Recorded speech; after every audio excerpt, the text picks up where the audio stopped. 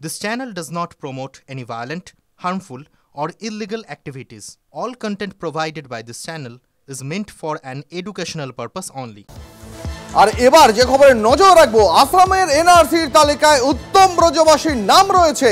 এবার এমনই চাঞ্চল্যকর দাবি তুলে দিলেন আসামের মুখ্যমন্ত্রী। তিনি বললেন আসলে উত্তম ব্রজবাসী আসামেরই নাগরিক। এনআরসির তালিকায় উত্তম ব্রজবাসীর নাম থাকা নিয়ে তুঙ্গে ওঠে বিতর্ক, আর সেই বিতর্কে এবার সরাসরি বড় দাবি করলেন আসামের মুখ্যমন্ত্রী। অনির্বাণ সিনহা রয়েছেন আমাদের সঙ্গে। অনির্বাণ দা, যে গোটা জিনিসটা নিয়ে মানে তর্ক বিতর্ক আলোচনা, খোদ রাজ্যের মুখ্যমন্ত্রীকে পর্যন্ত যে বিষয় নিয়ে মানে তিনি প্রকাশ্যে প্রতিক্রিয়া দেন, এবার কি সেই বিতর্কে তাহলে ইতি পড়লো নাকি ইন্ধন জোগালো? ইতি বলতে পারো, ইন্ধনও বলতে পারো। আসলে আমি বলবো একদিক থেকে হিমন্ত বিশ্ব শর্মা ভাঙলেন কিন্তু মচকালেন না। তিনি দাবি করলেন উত্তম কুমার ব্রজবাসী পশ্চিমবঙ্গের বাসিন্দা হয়েও এই নোটিশটা পেয়েছিলেন। তার কারণ হিমন্ত বিশ্ব শর্মার দাবি, অসমের মুখ্যমন্ত্রীর দাবি, উত্তম কুমার ব্রজবাসী আসলে অসমেরই বাসিন্দা। অর্থাৎ পশ্চিমবঙ্গের বাসিন্দাকে অসম সরকার এনআরসি নোটিশ পাঠাচ্ছে। মুখ্যমন্ত্রী মমতা বন্দ্যোপাধ্যায় বা তার নেতৃত্বে তৃণমূল কংগ্রেসের যে রাজনৈতিক অভিযোগ, এটা কিন্তু হিমন্ত বিশ্ব শর্মা স্বীকার করলেন না। তার দাবি উত্তম কুমার ব্রজবাসী অসমেরই নাগরিক। এবার তার দ্বিতীয় দাবি দেওয়া, দ্বিতীয় বক্তব্য হলো উত্তম কুমার ব্রজবাসী যে অসমের বাসিন্দা এবং একই সঙ্গে তিনি যে একজন রাজবংশী, এটা তার আইনজীবীরা বলেননি।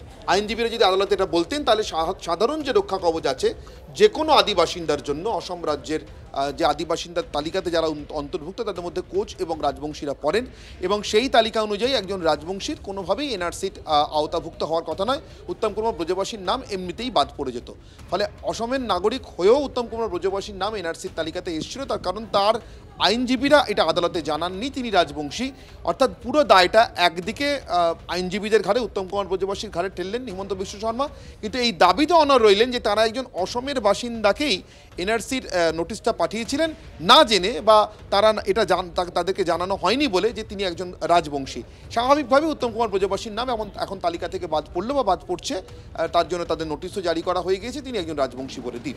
অনির্বাণ, এই প্রসঙ্গে আমরা শুনিনি একটু হিমন্ত বিশ্ব শর্মা আসামের মুখ্যমন্ত্রী, তিনি এই বিষয়ে কি জানিয়েছেন, পাশাপাশি উদয়ন গুহ রাজ্যের উত্তরবঙ্গ উন্নয়ন মন্ত্রী তিনি কি প্রতিক্রিয়া দিয়েছেন সেটাও শোনাই।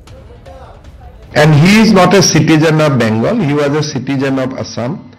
He is temporarily, he was a citizen of Rihabari, now he has gone to Bengal. Both the advocate did not inform the court that he belongs to this community, and state government has already taken a decision to withdraw the case. So my lord, please withdraw the case.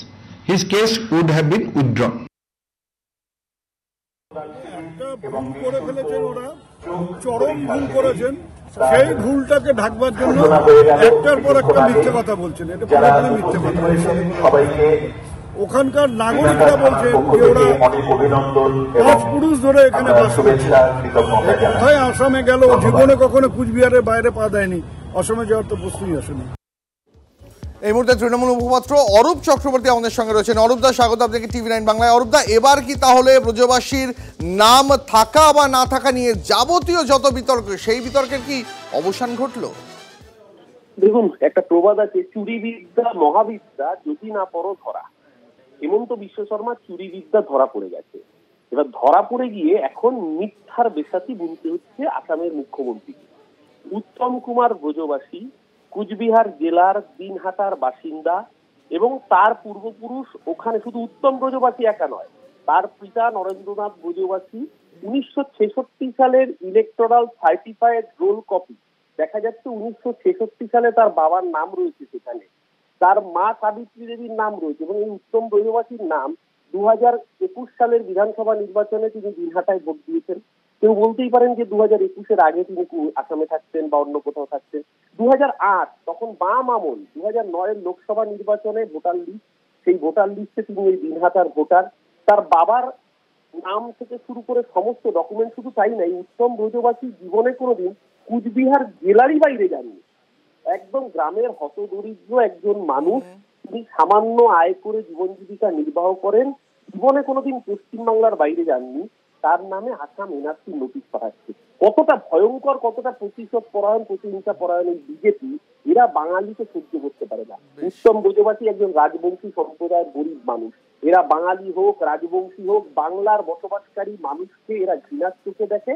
তাই এই notice, এই রাজ্যের বুকে NRC করার চেষ্টা করা হলে বাংলার মানুষ সর্বশক্তি দিয়ে রুখে দাঁড়াবে। মমতা বন্দ্যোপাধ্যায় আগেই বলেছেন তৃণমূল কংগ্রেস এই ইস্যুতে শেষ দেখে থাকবে। ধন্যবাদ অরূপদা।